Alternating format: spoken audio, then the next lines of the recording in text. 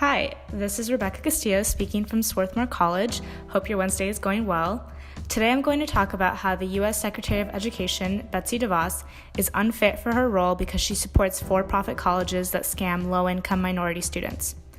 For those of you who don't know, for-profit colleges are colleges that run like a business.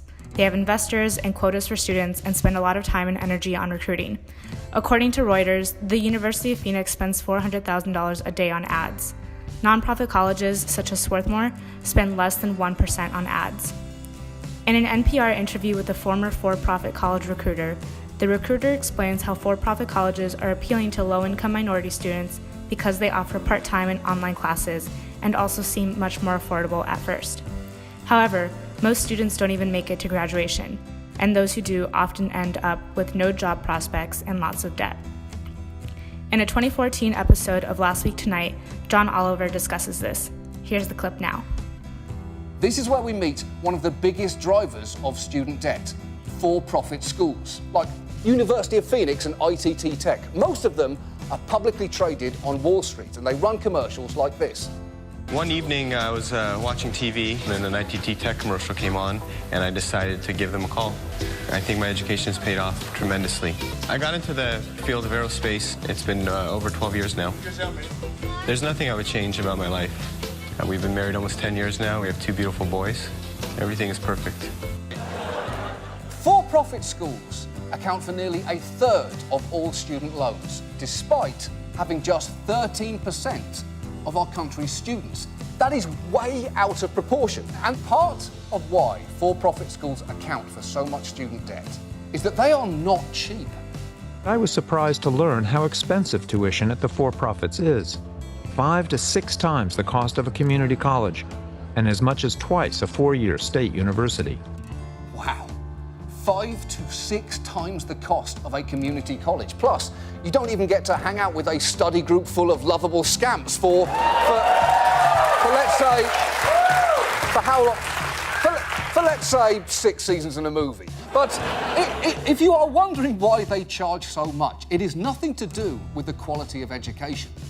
If you take a look at for-profit colleges, the analysts will tell you that anywhere between 20 and 25% of the total revenue of the company is in sales and marketing. About a quarter. In most cases, the faculty are in the 10 to 20% range. They spend half the amount on teachers that they do on marketing. Think about that. He's basically saying, hey teachers, we're not saying you don't matter, we're just saying ads about you matter twice as much. No.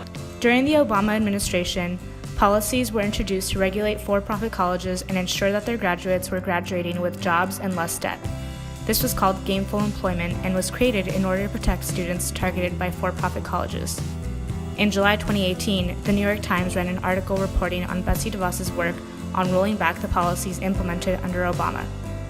DeVos shut down the investigations on for-profit colleges and put a former for-profit college dean in charge of the process. In May 2018, Trevor Noah discussed this on The Daily Show. Here's the clip.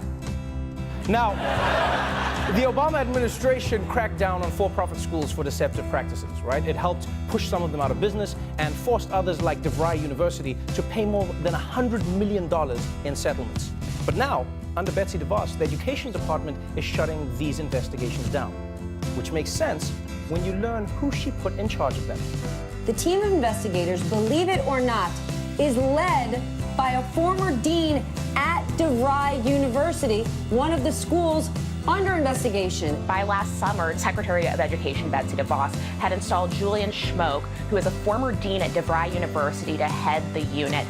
That's right. DeVos appointed a former dean from one of the schools accused of fraud to head the unit investigating the schools for fraud. Yeah. Now, I wish DeVos was doing that thing where you hire the criminals to catch the other criminals, you know? Like on that Fedora Crime Man TV show. But this feels more like Swamponomics 101, especially considering that Betsy DeVos has major financial interests in for-profit colleges. So under Betsy DeVos, fraudulent for-profit schools look poised to make a comeback. For-profit colleges are scams designed to ruin the lives of low-income minority students, and Betsy DeVos supports this.